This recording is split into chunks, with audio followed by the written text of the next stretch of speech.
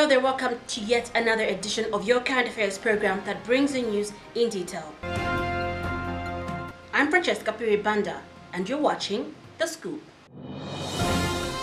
Following government's directive to the Road Development Agency not to sign new road development contracts, there is uncertainty as to whether the roadworks which have already started will be completed within the specified period of 4 years. Secretary to the Treasury, Fredson Nyamba, says old contracts will, however, continue to run. The Road Development Agency has, however, stated that it has already made progress as regards to the roadworks. Zambia's construction sector seems to have been at its busiest in the last 3 years.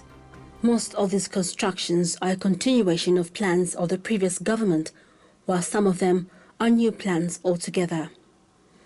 The major projects and programs being implemented by government include the Link Zambia 8000, Pave Zambia 2000, the L400 project, the Kazangula Bridge project, axle load control, and the National Tolling Program. All the projects have kicked off. Some have reached an advanced stage, while others have been halted until further notice. The Greatest Road is one of the busiest roads, but there is a major setback on the part of contractors. The non-payment of funds has been one major problem. We want to urge government to pay our contractors on time and in full so that they can carry on with the works they are doing. What we've also seen now is that most of the contractors, especially outside Lusaka, those that are doing maintenance works, routine maintenance, are even threatening to leave their sites and even go further and terminate the contracts. So it's really bad, it's sad reading, and we hope that the Minister of Finance, in conjunction with the Ministry of Works and Supply, will work at this so that they pay our contractors. Arising from the 20% subcontracting policy, the Zambian government, through the Road Development Agency, has created opportunities for local construction companies who are participating in road construction activities. Through this policy, it is expected that local road construction capacity will be enhanced, especially amongst the indigenous road construction firms. However, this has its own challenges, as there have been complaints from some contractor over non-payment by government. There have been statements and utterances to say they will be paying soon, But what we think is really a challenge of resource mobilization. We don't know if we have the capacity that we need to mobilize resources for all these projects that are running at the moment. So maybe it should be an issue of going back to the drawing board and making sure that contracts are awarded only when there's money or possibility of raising those monies or funds that we need to execute these contracts. The National Council for Construction has, however, raised a concern over reports that some contractors opt to be bought off. Okay, some Zambian contractors have opted to be bought off. This what means is that once they are subcontracted to do part of the 20%, they go to the main contractor and say, okay, the profit out of this should have been so much. We are not going to do the work, so just give us this amount of money and then you do the work yourself and you walk off. Now that defeats the whole purpose of 20%. While the government intends that this 20%, yes, should go into the people's pockets in terms of profit, but there is a bigger picture of it, and this is the skills transfer and experience to have experience in this way. Even as NCC, for us to upgrade those contractors who are in the lower grades, we need them to have that experience, not on paper, but to implement the actual projects. This is what has been the eminent problem, I think, in the recent past with this 20%, but we are working with all the stakeholders so that well-meaning Zambians can benefit from this 20%. The Roads Development Agency, RDA, couldn't comment on the recent announcement by government not to take any new construction contracts, but shared some of the successes thus far. Well, I think we have recorded some good progress on the L400 road project. As you know, that program is targeted to do approximately 480 kilometers of roads in Lusaka. These are selected urban roads, and the scope of work involves rehabilitation of some of the existing roads, expansion of some of the existing roads from 2 lanes to 4 lanes, and then also construction of bus bays, provision of drainage structures, and also lighting. That is the scope of work under the L400. It's a 4-year road project, and the contractor AVIC is progressing very well. So far, we have done works on the Mumba Road, as you know, from the junction there. That road has been widened to 4 lanes. I think we only have about a kilometer remaining before we can complete it, and that is because of the problems that we have there. But the larger section of that road has been completed. We've also done some roads in Chazanga Township. We've also done roads in Chawama Township. We've also done the roads, the main road that leads to Lilai Police Training School. That one has been successfully completed, and the quality of work is quite impressive. We are now working on Chilungulu and Bama roads also, which are going to be widened. The RDA has also had its share of challenges in executing its duties. The number of challenges that we have faced in executing this particular project, and the major challenge is that you know that Lusaka is a built-up area. It's a built-up area. We have a lot of structures, houses, and services. For instance, power lines, water lines, telephone lines, and some of these services are sitting right in the alignment of the roads where these roads are supposed to pass. And therefore, sometimes we meet these challenges, and our contractor cannot proceed until these services have been relocated. So we've been speaking and engaging with the service providers, include Samtel, Lusaka Water, and ZESCO, and we are receiving a lot of cooperation. For instance, on Chilungulu Road, ZESCO has relocated the power lines, and work has since resumed, and the contractor is ready. So we hope that that will happen on all the other roads where we have such challenges. The other challenge also is from the road users themselves. You know that when we are constructing these roads, there are these inconveniences, and sometimes we have to close sections of the road to allow for works to progress. But you find that sometimes the road users want to ride and drive on the very sections of the road where we are doing some work. Sometimes we block them using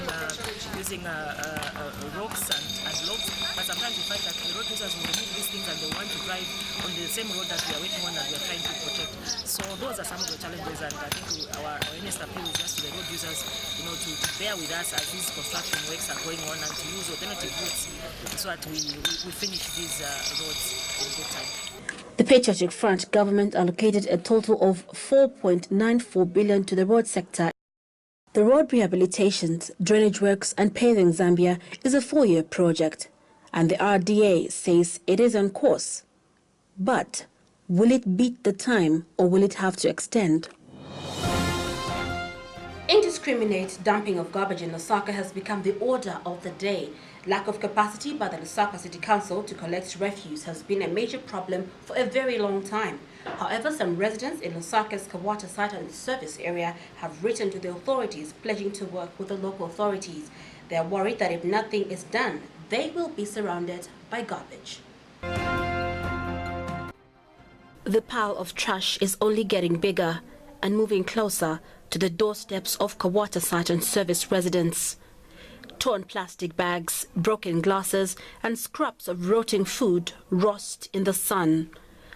The smell of the fly-swarmed mess is nauseating. The once vibrant Njanji rail line has been buried in the garbage. This garbage is not only an eyesore, but also poses a danger as some people burn it just next to the ZESCO pylons, which is on the national grid. The situation can be best described as a disaster waiting to happen. This is not a legal dumping site.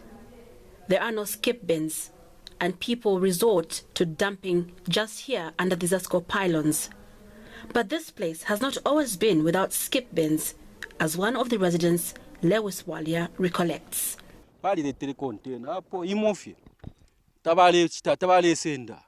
Abantu balatola kwisa apale 5 kwa makontena 1 2 3 4 about 5 kuyafika kulia bachileta fyo wanu dumpinga yaisula baileka fyo fino kwisasi ndafuta eye tomba muletu ndoti balatola kwisivi ifintu ndemla kwati naena kanso pantulimo ila pitamo ke ila strict sometimes babuka fikwati chibanda bala tampokola ikatama ama uba wale letoko futi 5 times baleka futi batita konti ngabatamba kubeka tabalaleka ukulekerera so ndemla kwati no bulekeresha wa government emubu.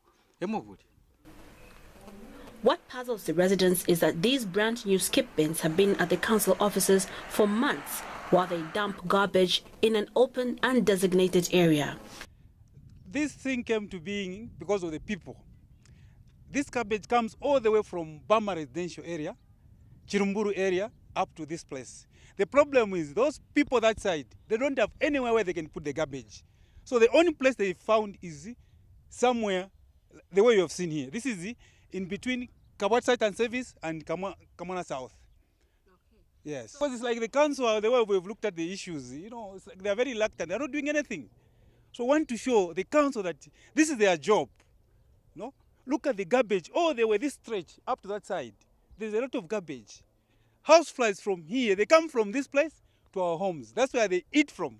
Here they just come and bleed. Hygiene, one, the stench.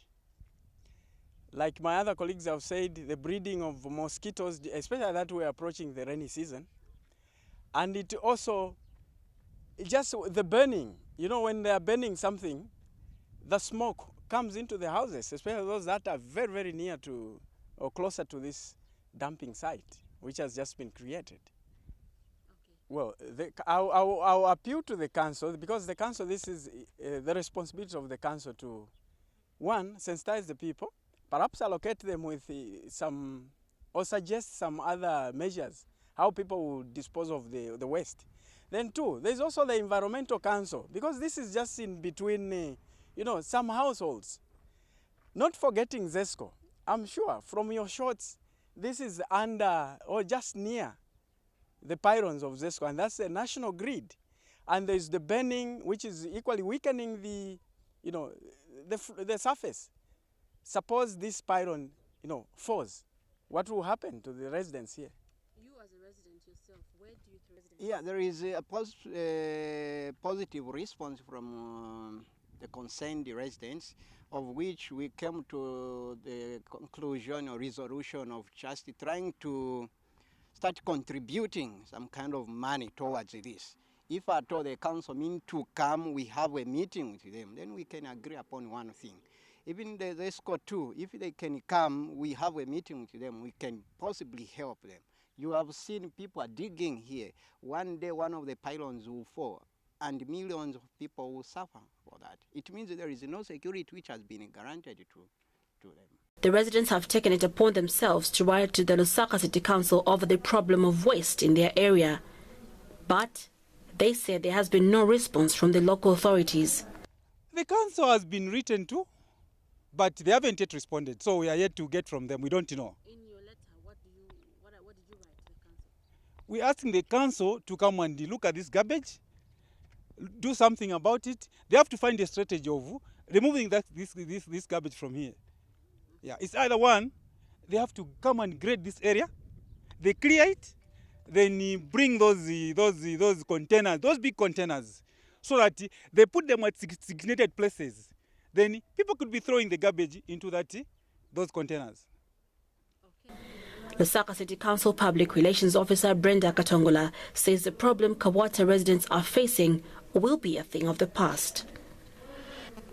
They are part of those that have counted in the number of 40 that will be distributed in the various districts. And I mean, and not only that, we received some like 175 bins from Airtel last week. So even those will be strategically located in the center business district and you know, other areas of move. It's people's mentality. You know, people need to change their mindset. It's the way people dispose of their waste. You know, people don't want to pay for the service. We will say that council has got a lot of challenges, you know, into maintenance of the trucks that collect the bins, and then we need to pay to buy fuel to run those trucks. But people need to pay for the service because people just want things for free. There's nothing for free anymore in Zambia. you know, they throw garbage indiscriminately to say the council is going to collect. But the council also has got operational challenges, so people just need to pay. The issue of garbage problem in Lusaka requires the change of mindset among Lusaka residents. Until then, the problem is still far from being solved. The people of Kabwata Saturn Service say they are ready to partner with the council in getting rid of this garbage, but they are disappointed that the local authority is not acting. The garbage, I would say, the residents have no alternative, and the garbage comes here because this has been created and there is no responsibility. Like our colleagues, they're writing to the council, writing to the ZESCO and all those. There hasn't been any responsibility, you know, or response to come and sort out this issue. If you've seen, there is also a heap of, you know, bottles of whatever liquor. This is coming from our nearby, you know, liquor shops or nightclubs. And this is just like, they've created a place where they could, you know, dump that, though not designated for that. Providing skip bins is not the only solution.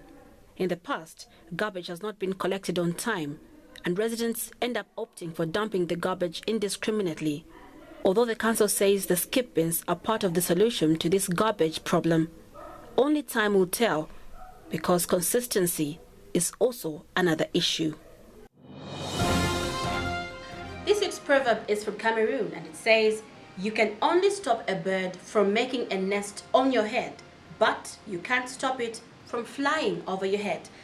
The proverb says you can only stop a bird from making a nest on your head, but you can't stop it from flying over your head. Well, that's it from all of us from the entire Scoop production team. Thank you so much for the pleasure of your company, and have a lovely week.